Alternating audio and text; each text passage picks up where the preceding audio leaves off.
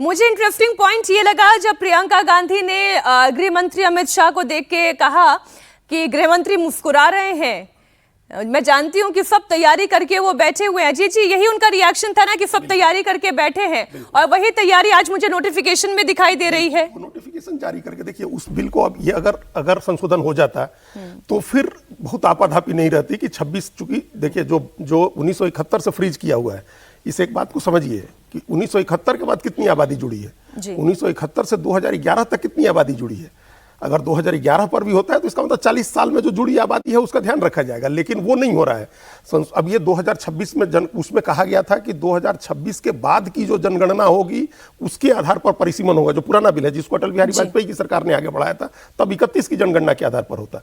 अब 26 के बाद एक जनगणना की रिपोर्ट आ रही है, 27 में जनगणना शुरू हो गई है, घरों की गिनती शुरू हो गई है, अगले साल व्यक्तियों की गिनती होगी, डिजिटल जनगणना हो रही है।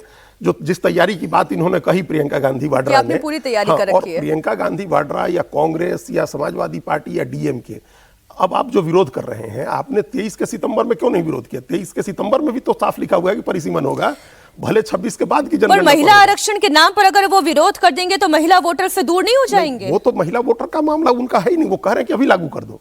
लेकिन अभी लागू करने में क्या समस्या है? जो एक अर्जुन सिंह का फॉर्मूला है, जो अर्जुन सिंह ने शिक्षा मंत्री रहते एजुकेशनल इंस्टीट्यूशंस में जो ओबीसी का आरक्षण लागू किया था, तो उन्होंने कहा कि हम जो पहले से सीटें हैं उस सीट में हम आरक्षण 27% नहीं देंगे, हम हर एजुकेशनल इंस्टीट्यूट में 27% सीट बढ़ा देते हैं। मान लीजिए आईआईटी दिल्ली है, सीट ही बढ़ा 500 सीट है आईआईटी दिल्ली में, हम 500 के ऊपर 27% सीट बढ़ा देते हैं और 27% आरक्षण दे देते हैं। तो ये अर्जुन सिंह फॉर्मूला लागू हुआ एजुकेशनल इंस्टीट्यूशंस में। उसी फॉर्मूले पर सरकार ये बिल ये लागू कर रही है कि हम उतनी सीटें बढ़ा देंगे और जितनी बढ़ाएंगे उतनी आरक्षित कर देंगे।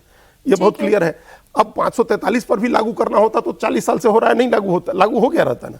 सरकार की तैयारी यह है कि इस जनगणना को स्पीड अप करो, डिजिटल जनगणना है, 27 के एंड तक सारे आंकड़े मंगा लो, परिसीमन आयोग का गठन पहले कर दो। जो प्रियंका गांधी ने कहा कि 3 लोग तय करेंगे, 3 लोग तय करेंगे, मतलब 3 चुनाव आयुक्त हैं और एक परिसीमन आयोग का अध्यक्ष होगा जो रिटायर्ड जस्टिस होगा, जो जस्टिस कुलदीप सिंह कमीशन ने पिछली बार किया था।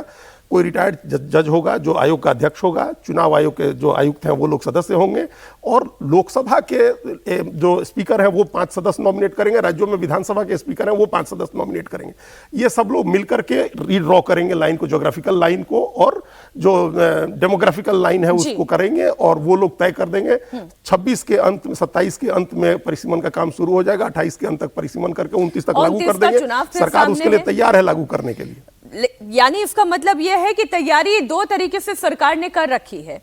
अगर ये बिल पास हो जाता है तब तो वो जैसे ऑलरेडी काम कर रहे थे उसी पेस पर वो काम करते रहेंगे, लेकिन अगर ये बिल पास नहीं हो पाता है, ऐसे में आज उन्होंने नोटिफिकेशन जारी करके जो सेंसस वो ऑलरेडी इनिशिएट कर चुके हैं उसकी स्पीड बढ़ा के फिर वो डिलिमिटेशन तो करेंगे ही। 33% महिलाओं को आरक्षण मिलेगा ही। ये तैयारी 2 तरफा जो है वो सरकार करके चल रही है। लेकिन हमारे पास सामने मुद्दा यह है कि जिस चैलेंज को लेकर मोदी सरकार पार्लियामेंट में बहस कर रही है, क्या उस चैलेंज को इसी पार्लियामेंट में, इसी सेशन में वो पास करा पाएगी?